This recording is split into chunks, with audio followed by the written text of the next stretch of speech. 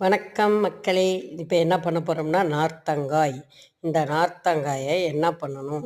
எப்படி ஊறுகாய் போடணும்? அப்படிங்கிறத தான் நான் உங்கள்ட்ட சொல்லப் போறேன். இத வந்து கொஞ்சம் வேக வச்சுருங்க. வேக வச்சு ரொம்ப வைக்காதீங்க.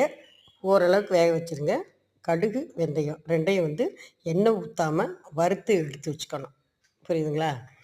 அடுத்து பார்த்தீங்கன்னா, வேக வச்சத நமக்கு பெரிய பீஸா இருந்தா பெரிய பீஸு, சின்ன பீஸா இருந்தா அது பதமா வந்துச்சுன்னா கரெக்ட்டா இருக்கலாம். கொஞ்சம் வே வெந்துருச்சுன்னு வைங்க, கொஞ்சம் பெரிய பெரிய பீஸா தான் இருக்க முடியும். அறுத்து வச்சாச்சு. வச்சுட்டு சட்டியில எண்ணெய் ஊத்தணும். எண்ணெய் ஊத்தி வெறும் கடுகு மட்டும் போடுங்க. தாளிங்க. வேற எதுவும் போட வேண்டாம். கடுகு தாளிச்சுட்டு, இத எடுத்து அப்படியே நம்ம என்ன பண்றோம், அப்படியே அந்த எண்ணெயில கொட்டிர்றோம். அதாவது ஒரு 4 நார்த்தங்காய்க்கு ஒரு 200 எண்ணெய் ஊத்தியிருக்கேன் நான்.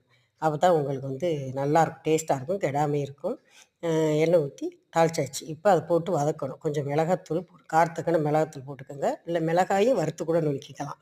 போட்டு உப்பும் போட்டு நல்லா அப்படி கிளறிருங்க. இந்த கடுகையும், வெந்தயம், பெருங்காயம் கட்டியா இருந்தா பெருங்காய கட்டி போட்டுக்கோங்க. போட்டு அத பவுடர் பண்ணிக்கங்க. நான் தூள் போட்டுக்கிறேன். அதனால அ பெருங்காய கட்டி உங்களுக்கு காமிக்கல. தூள் பெருங்காயத்தூள் அதையும் போட்டு நல்லா எண்ணெயிலேயே வதக்குங்க. வதக்கி விட்டு அப்படியே நல்லா அந்த எண்ணெய் மேலே கக்கும். இப்படி வதக்குறப்ப, அந்த ஸ்டேஜுக்கு வர்றப்ப ஊறுகாய வந்து நம்ம இறக்கி வச்சிடணும். இறக்கி வச்சுட்டோம்னு வைங்களேன், நல்லாயிருக்கும்.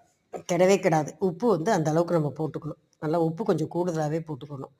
இத வந்து இந்த சாந்த வந்து சுட சுட சாப்பாடு வடிச்சு, அதில போட்டு பெனஞ்சு சாப்பிட்டோம்னு வச்சுக்கோங்க, பித்தம் இருக்கு பார்த்தீங்களா? அதிக பித்தம் இதெல்லாம் நமக்கு குறையும். நார்த்தங்காயில வந்து அது ஒரு பெனிஃபிட் இருக்கு. புரியுதுங்களா? இப்ப நான் கடைக்கு போனப்ப ஊறுகாவ கேட்டேன். ஊறுகாய் தீர்ந்து போயிடுச்சு. அதனால ஊறுகாய் கேட்டப்ப சின்ன டப்பா ரூ. 45 சொல்றாங்க. ரூ. 45 கொஞ்சம் பெருசு ரூ. 80 சொல்றாங்க. அது அப்பதான் யோசித்தேன். நமக்கு வந்து இதெல்லாம் ரொம்ப ஈஸி தான் ஊறுகாய் செய்றதெல்லாம். எங்க மாமியார் செய்வாங்க. நான் பார்த்துக்கிட்டே இருப்பேன். அதனால வீட்டுக்கு தேவையான மாங்காய், எலுமிச்சங்காய், இந்த நார்த்தங்காய் இந்த மாதிரி ஊறுகாய் நான் வீட்டிலேயே தயார் பண்ணிருவேன். அது மாதிரி நீங்களும் அதே மாரி செய்யுங்க. ஏன்னா இது ஒரு சிக்கனம் தானே நமக்கு. ம்.